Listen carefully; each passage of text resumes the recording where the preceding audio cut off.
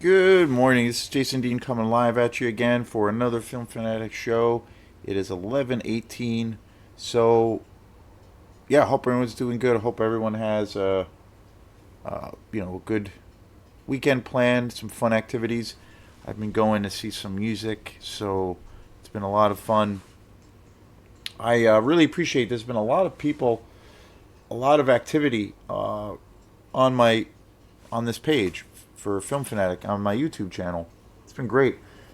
This is like one of the first mornings that I spent probably an hour or 2 hours responding to a bunch of comments on some videos. So that is awesome.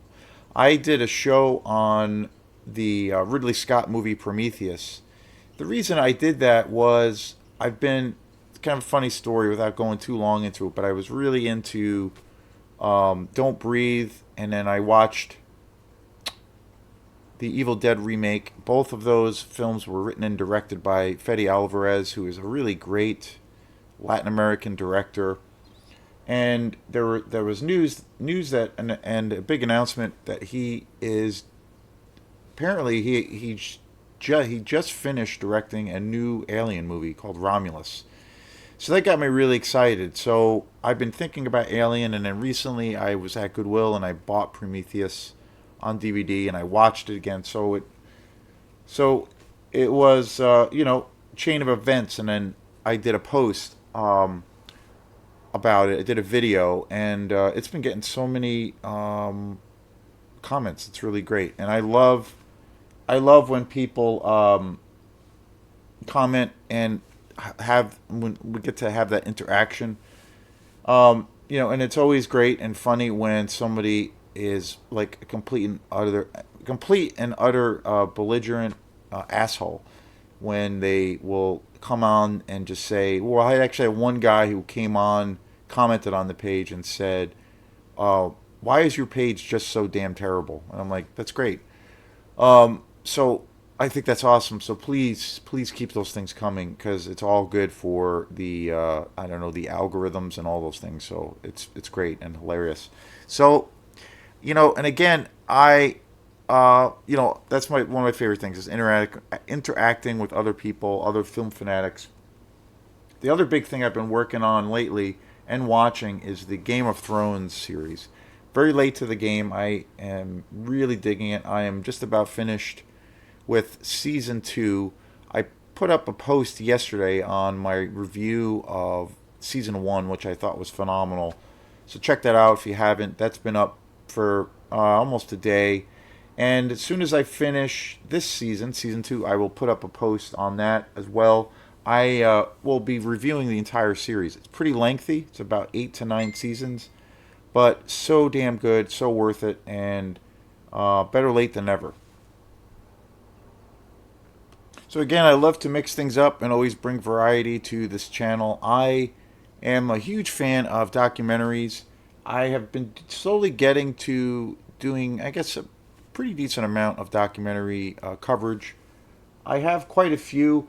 I used to watch documentaries pretty regularly. I used to be really into, more or less staying pretty current. It was a genre that I discovered probably, I don't know, quite a few years ago, and I was going to the Camden Film Festival, which is a festival that comes every late September, early October here to the Mid Coast, and it is a festival, movie festival that just specializes in documentaries.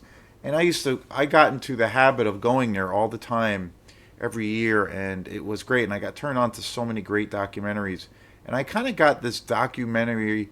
I feel like I got bitten by the bug of documentaries, and I really got interested in those kinds of films. And I went down this rabbit hole, and I started watching them all the time. And again, I my favorite genre is always horror and fiction. I'm a more of a fiction guy. I do love nonfiction, but I that's kind of where my head has been at for quite a few years. Although I still watch documentaries, but not like I used to. But there are definitely about 20 or so documentaries that I regard as big favorites of mine, if not some of my favorites in the genre. The and today's show is on this documentary here, The Weather Underground, which is, I think, one of the greatest documentaries ever made and one of my favorites. I picked this up. I can't remember. I think I got this. I got this quite a few years ago, and I think I got this at Barnes and Noble in Augusta. It's a really good edition. Highly controversial film by about a highly controversial group. The Weather Underground was a group of essentially college kids in the late '60s, in the '70s, during the time of the Vietnam War, and when the '60s were basically the decade of. I like to think of the '60s. In some ways, I think it's a kind of a positive stance or look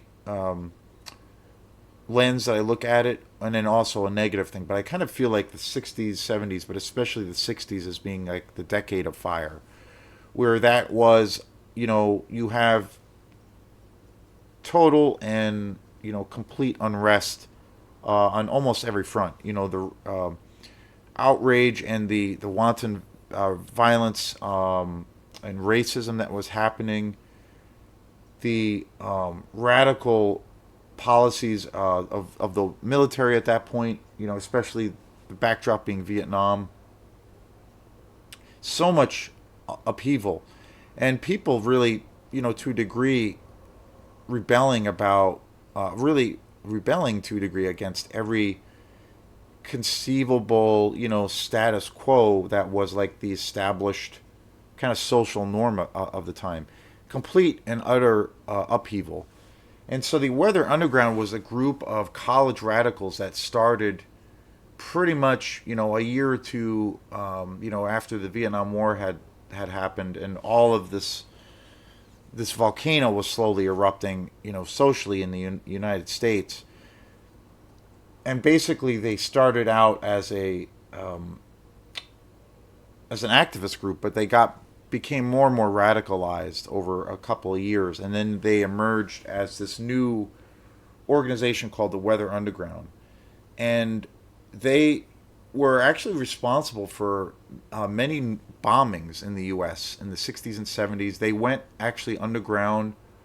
Some of them were arrested, and one or two of the members, I do believe, or at least one that I know of, is still in prison serving a life sentence.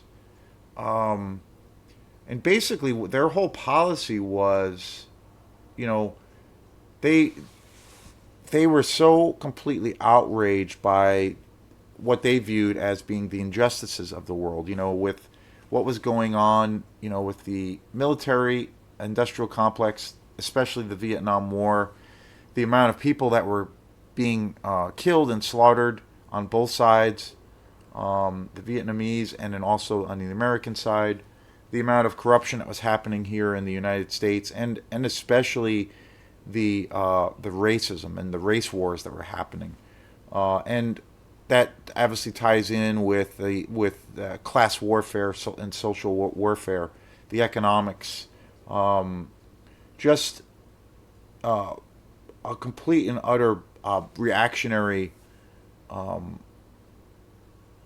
view, and a desperate need for feeling from this group, the Weather Underground, a desperate need to bring about change, and feeling that feeling voiceless, feeling like you have no say, and there is like complete alienation from making that change.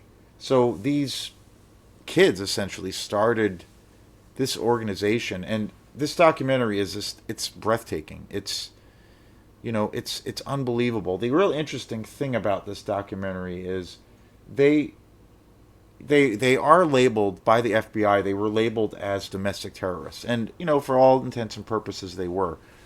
But the real interesting thing is when they got into bombing, actually bombing various facilities in Washington and New York and Chicago, they were taking lots of precautions, making sure that there were no people in the vicinity, that they were targeting. They made very specific claims around who they were targeting. They were targeting the actual kind of the government, the apparatus, the system itself. They were not wanting to target civilians or people, for that matter. They were kind of taking these actions almost as, obviously they wanted to bring about some change in awareness, but they were also wanting to bring some kind of light to the darkness, to what they saw in the world. So, and you see, the thing about this documentary is you really get into the heart of the source of how, and this film is obviously very, very dark, because there, to a degree, it is a descent into, well, frustration and madness, for that degree. Like it does, it is a portrayal of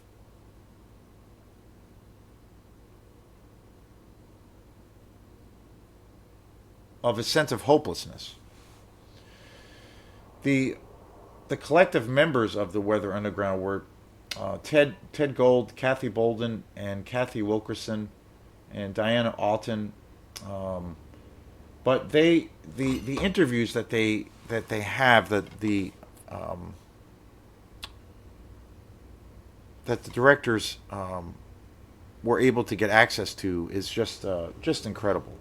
Um, this film came out in 2002, which is just wild. This came out already. Um,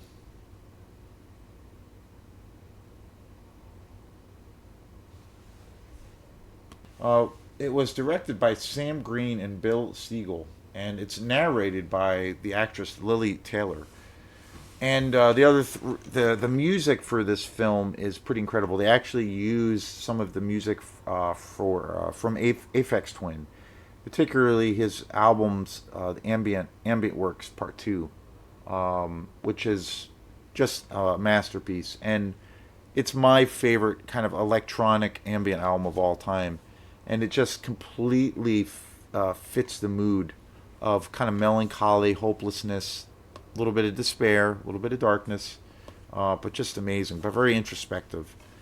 So I don't own this on Blu-ray, but this DVD collection is pretty amazing. There's all kinds of interviews, extra interviews, bonus features, special features, you name it.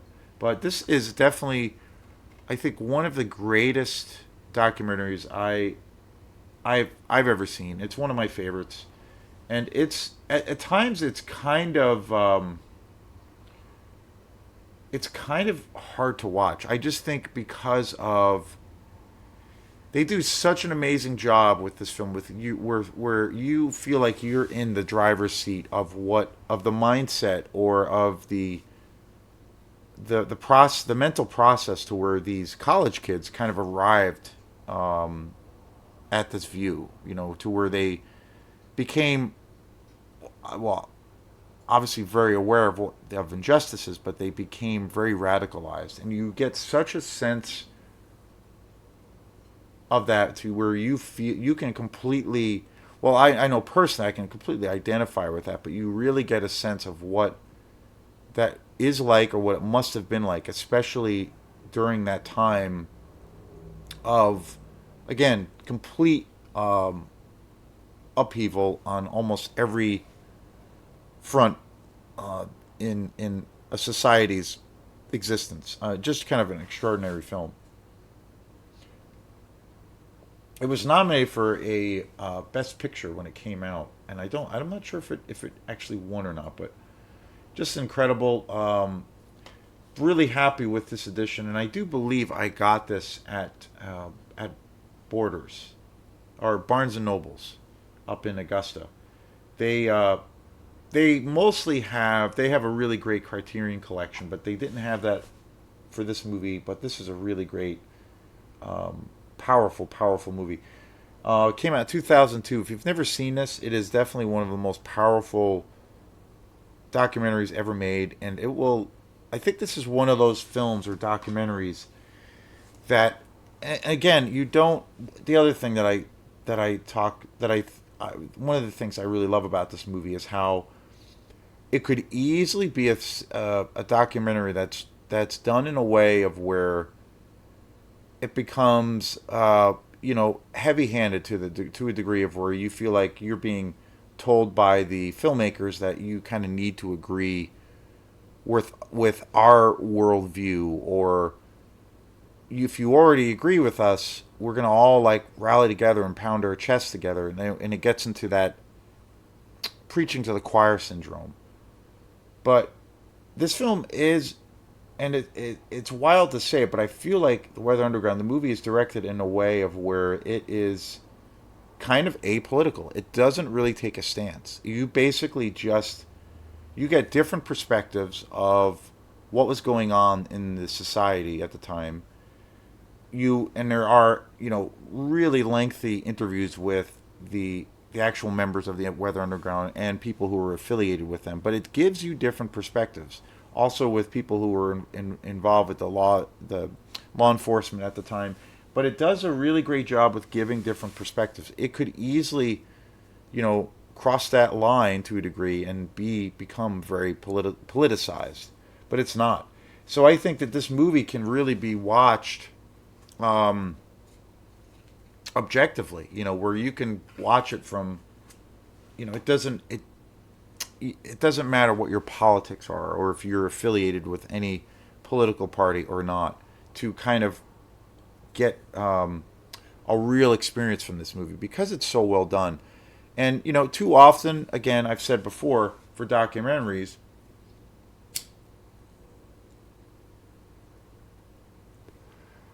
and I think for it happens with films also.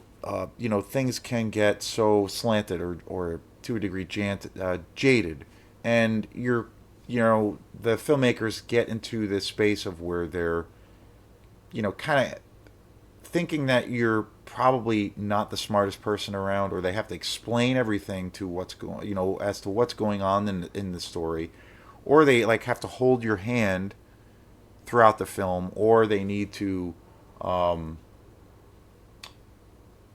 to a degree tell you this is okay. This is where you're supposed to feel this particular emotion, and that happens. Obviously, that happens in fiction and nonfiction films.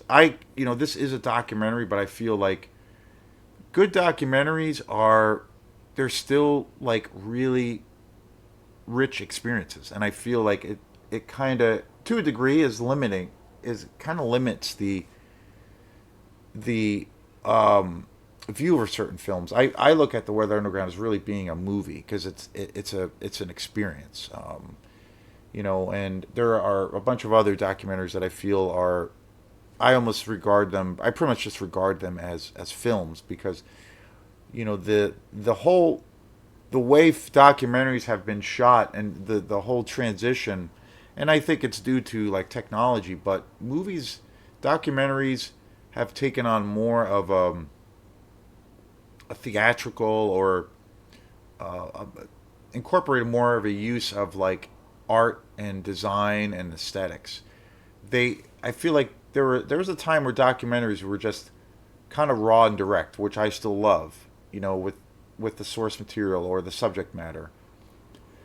But I think now there's been more care of just the craftsmanship of how documentaries are made. I think there's more time put into, say, the cinematography, the kind of creating a certain emotion, the direction, the editing, especially around the editing, where I think it has really changed. Where it's the art form of documentaries has elevated tremendously, and it's become more.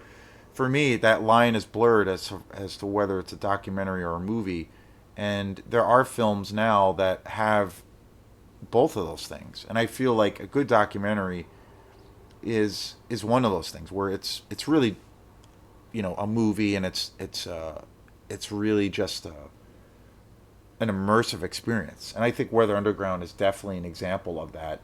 This came out quite a few years ago, and I think 2002, and I kind of feel around that time I was watching a lot of documentaries, and I really got into them.